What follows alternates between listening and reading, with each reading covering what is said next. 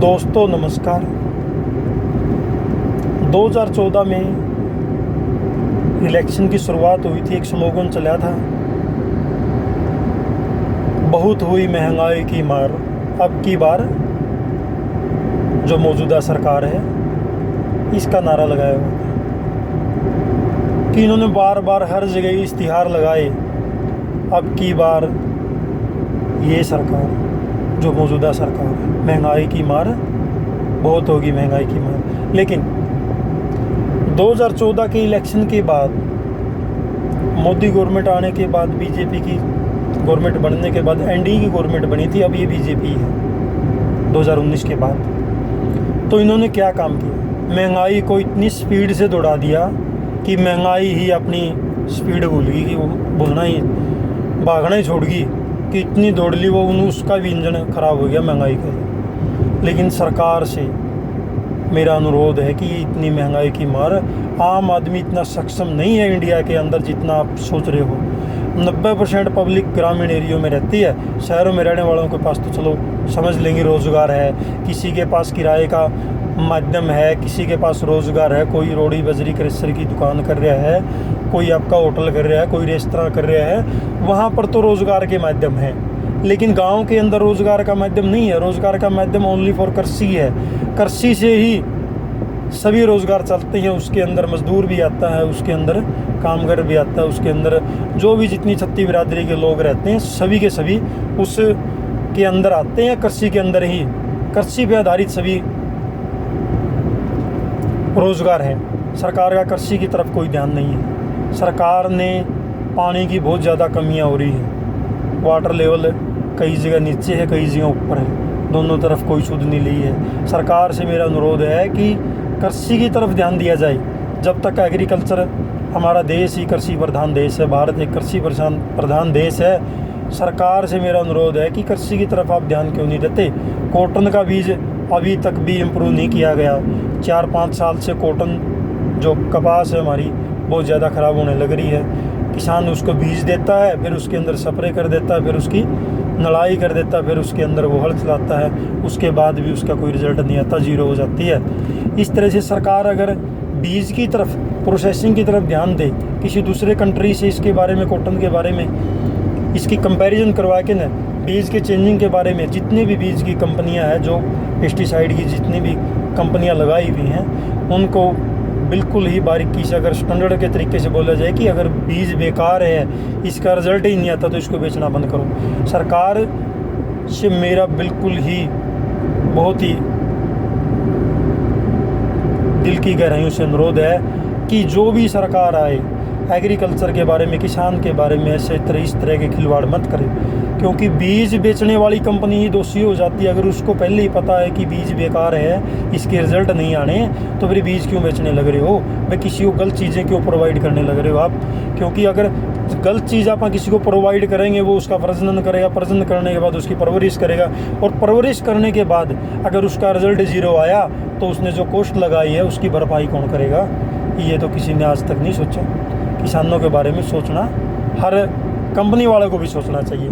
जितनी भी इंसेक्टिसाइड की दुकानें हैं, जो जिसके अंदर हम भी आते हैं, पेस्टिसाइड की दुकान पे जो जितनी भी दवाइयाँ बेचती हैं, वह महंगी से महंगी दवाइयाँ आती, बेचने वाले का खोट नहीं, लेकिन कंपनी वालों को सरकार ही हिदायत दे सकती है कि आप किसी भी गलत दवाई का, वह कोई भी जिस दवाई के रिजल्ट नहीं है, उन दवाइयों को बेचना बंद करें। और जो बीज बढ़िया नहीं है, कॉटन का बीज का लगाओ आप, या किसी धान के बीज का लगाओ। चलो धान तो ठीक है, धान तो अच्छी तरीके से PR है, 1509 है, 1121 है, इनके रिज़ल्ट ठीक हैं। अगर गर्मी ज़्यादा ना हो, बारिश ज़्यादा हो, बारिश अच्छी हो जाए तो ये होने में कोई दिक्कत नहीं है, बढ़िया तरीके से हो जाती हैं। लेकिन मेरा एक किसान भाइयों से एक और अनुरोध है कि जितनी बार भी आप ज़मीन पट्टे के ऊपर लेते हो, और ज़मीन पट्टे पे देने वाला क्या कहता है कि अभी आया था राजकुमार, वो 72,000 रुपये किला लगाएगा,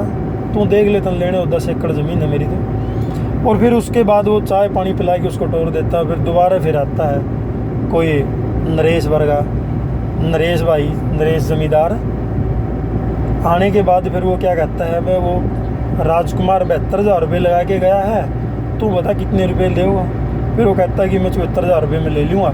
और इस तरह की इतनी महंगी ज़मीनों को लेकिन अगर उसके अंदर 2 रुपये ना बचे, सारा परिवार उसके अंदर सारा दिन मेहनत करे और रिज़ल्ट ज़ीरो आए, 75,000 रुपये, 74,000 रुपये, 72,000 रुपये, 55,000 रुपये, 60,000 रुपये पर एकड़ के हिसाब से अगर आप पैडी की ज़मीन या धान की ज़मीन लोगे, अगर बारिश ना हुई, अपने इतने सिंचाई के साधन भी नहीं है, आसपास में इतने सिंचाई के साधन नहीं है, ज़्यादा बड़ा काम करने की ज़रूरत नहीं है, अगर अपन कमाने के चक्कर में अपन कर्जवान हो जाए वो भी माड़ी बात है। इस तरह से हमें बिल्कुल भी इस तरह के कदम है ना जो सोच समझ के उठाने चाहिए। सस्ती ज़मीन को ले, जो अपने बरवाड़ा एरिया के आसपास की लगती है, मारू ज़मीन लगती है, उसमें कम से कम 22-25,000 रुपये की पर एकड़ के हिसाब से रेट है।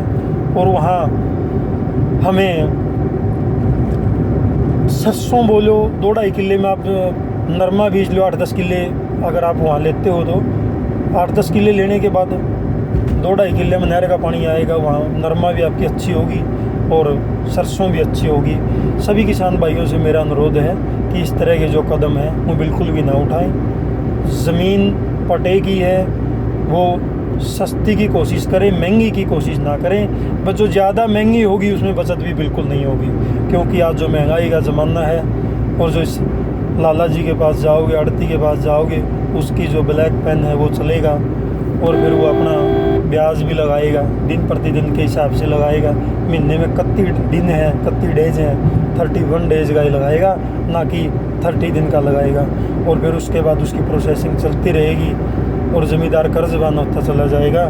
मेरा किसान भाइयों से एक ही अनुरोध है, जितना उसके कम से कम खर्चा करें। जो नजायज़ खर्चे हैं, जिस तरह से हम मकान बनाने लग गए, हमारा बहुत कम है और मकान ज़्यादा का बना दिया, उसके ऊपर कॉस्ट ज़्यादा लगा दी, वो भी गलत है। और जितने भी किसान भाई साथी देखने लग रहे हैं मेरे यूट्यूब चैनल को, सभी से मेरा अनुरोध है कि चाचे ताऊ भाई जो माताएं देखें, इस चैनल को सब्सक्राइब करो। कपिल देव 2640 अपना यूट्यूब का चैनल है। जितने भी लोग इसको सब्सक्राइब करोगे, सभी को अपनी सामाजिक बात सुनने के लिए मिलेंगी। जितनी भी समाज के अंदर समस्याएं हैं उनको हम दर्शाएंगे, बताएंगे, चाहे वो स्टेट लेवल की हो, चाहे वो डिस्ट्रिक्ट लेवल की हो, चाहे वो अपने पूरे इंडिया की हो, और चाहे वो अपने ब्लॉक सतर की हो, चाहे ग्रामीण एरिया की हो। हम हर समस्या को दर्शाएंगे, हर समस्या को बताएंगे। जो भी समस्या हमें नहीं पता होगी, अगर वो समाज से उसका पता चलेगा तो हम उसको भी दर्शाएंगे। कोशिश करेंगे कि हम बिल्कुल ही बढ़िया स्टिक जो जेन्युइन मुद्दे हैं, भाई किसी को बेवजह वैसे गाली देने से तो कुछ नहीं होगा, ना इससे होने वाला। और जो अच्छी बातें हैं, जो समाज को समझने वाली बातें हैं, छोटी छोटी बातें हैं, उनके ऊपर पूरा बारीकी से ध्यान देकर हम अपने यूट्यूब चैनल के ऊपर हम इनको दर्शाएंगे, समझेंगे, समझाएंगे, और जो ना समझ में है उसको समझाने की कोशिश करेंगे। सभी किसान भाइयों से मेरा अनुरोध है कि अपनी फसलों में सिंचाई के साधन, सिंचाई का पूरा ध्यान रखें। अब जो फसल है, अब ये इसका मीडियम जो पीरियड है, अब ये पानी इसके अंदर हम लगाते रहेंगे तो धीरे धीरे ग्रोथ करती रहेगी। आने वाला रिज़ल्ट भी इसका बिल्कुल ही बढ़िया होगा। नहीं तो अगर अब हम पानी का साधन कम है या धान की फसल के अंदर अब हम पानी नहीं लगाएंगे तो ये कमज़ोर हो जाएगी, फूट कम हो जाएगी। आगे आने वाला जो इसका दाना है, बैल है, वो भी कमज़ोर होगी। अब ज़्यादा से ज़्यादा पानी लगाने की, सिंचाई के साधन की हमें सुचारू रूप से इनको शुरू करें। नहर की जितनी भी नालियाँ हैं उनको बिल्कुल, उनकी साफ़ सफाई बिल्कुल प्रॉपर तरीके से करें। जिस दिन पानी आने का पता चले कि माइनर के अंदर, अजवाए के अंदर पानी आएगा, उससे 1 सप्ताह पहले उसकी जो ना सफाई बिल्कुल प्रॉपर तरीके से कराएं, क्योंकि 2 बूंद पानी की फालतू ही आएंगी, कम नहीं आएंगी। और जिन भाइयों की जो पक्की खाड़ हैं उनके अंदर कोई कमी है तो उसको पंचर कट्टे लगा के रिपेयर भी कर दिया करो। कई जगह सुनने में समस्या आती है कि फलाना नहीं आया भाई, रामेर नहीं आया, कपिल नहीं आया, कोई और नहीं आया, बरसाला नहीं आया। भाई इन चीज़ों का बड़ा ध्यान रखा करो। अगर 1-2 फार्मर ना आए, अगर वो जानबूझ के भी कुछ ताकी करे, उसकी जगह 2-4 एकड़ की जो 1-2 एकड़ की आए उसको, क्योंकि उसकी वजह से हम अपना नुकसान क्यों करें। पानी की ज़रूरत तो सबको है, लेकिन उसके आने का पहली प्राथमिकता तो यही है कि मैं उसको ये सब कोशिश कर रहा हूँ कि वो आए। आने के बाद आने से उसको फ़ायदा होगा।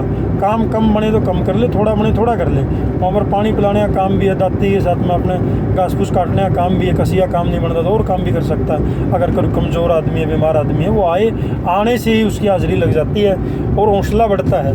क्योंकि जो अपने खेतों की नालियाँ होती है ना, इनको अगर प्रॉपर तरीके से अगर अपन नहीं संभाल के रखेंगे तो पानी बिल्कुल भी नहीं आएगा।